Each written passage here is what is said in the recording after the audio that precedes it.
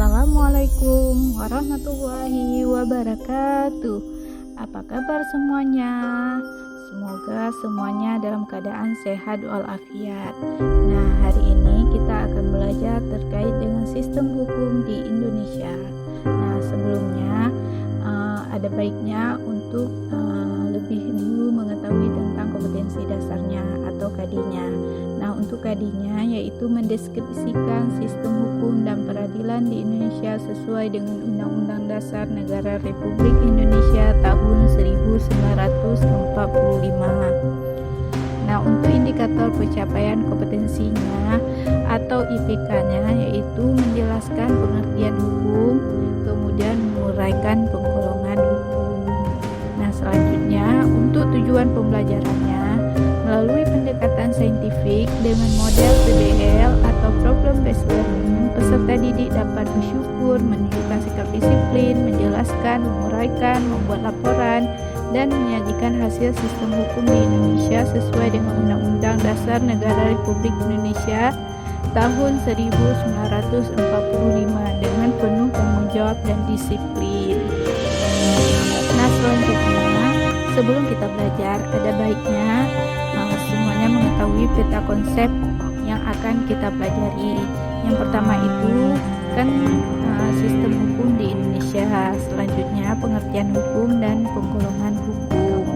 Nah, sebelum kita belajar, coba diperhatikan dulu gambar yang ditampilkan di video.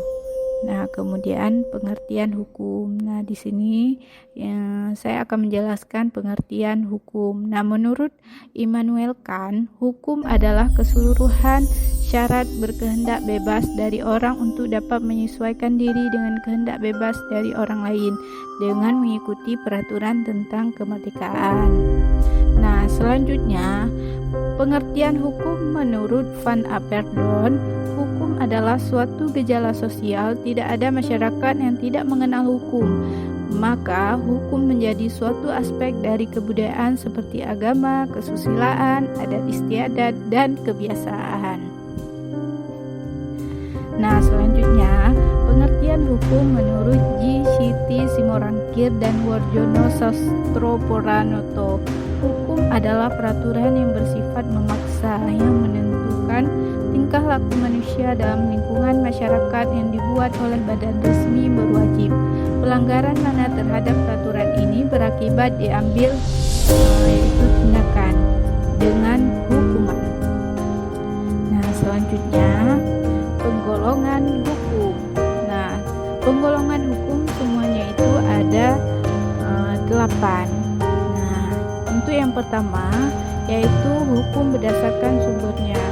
Hukum berdasarkan sumbernya itu terbagi lagi ada hukum undang-undang, hukum kebiasaan, hukum jurisprudensi, dan hukum traktat.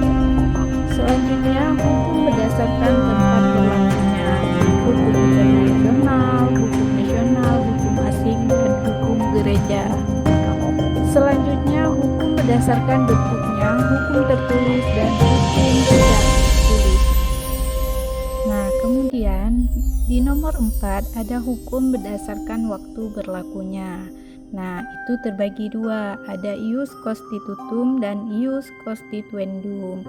Kalau ius constitutum itu hukum yang berlaku saat ini, sedangkan ius constituendum itu hukum yang berlaku di masa yang akan datang. Nah, selanjutnya untuk nomor 5 itu hukum berdasarkan cara mempertahankannya. Di nomor 5 ini hukum terbagi menjadi 2, ada hukum material dan kemudian ada hukum formal. Selanjutnya di nomor 6 ada hukum berdasarkan sifatnya. Di sini hukum terbagi menjadi 2, jadi berdasarkan sifatnya itu yakni ada hukum memaksa dan hukum mengatur. Nah, selanjutnya di nomor 7 ada hukum berdasarkan wujudnya. Nah, di hukum berdasarkan wujudnya ini ada hukum objektif dan hukum subjektif. Nah, yang terakhir ada hukum berdasarkan isinya. Nah, di hukum berdasarkan isinya ini terbagi menjadi 2, ada hukum publik dan ada hukum privat. Nah, hukum publik ini merupakan dan hukum negara. Jadi hukum publik ini terbagi menjadi hukum pidana, hukum tata negara, hukum tata usaha negara, dan hukum internasional. Nah, untuk hukum privat itu terbagi menjadi dua, ada hukum perdata dan hukum perniagaan. Jadi cukup sekian penjelasan dari saya. Sampai bertemu di pertemuan selanjutnya. Terima kasih. Wassalamualaikum warahmatullahi wabarakatuh.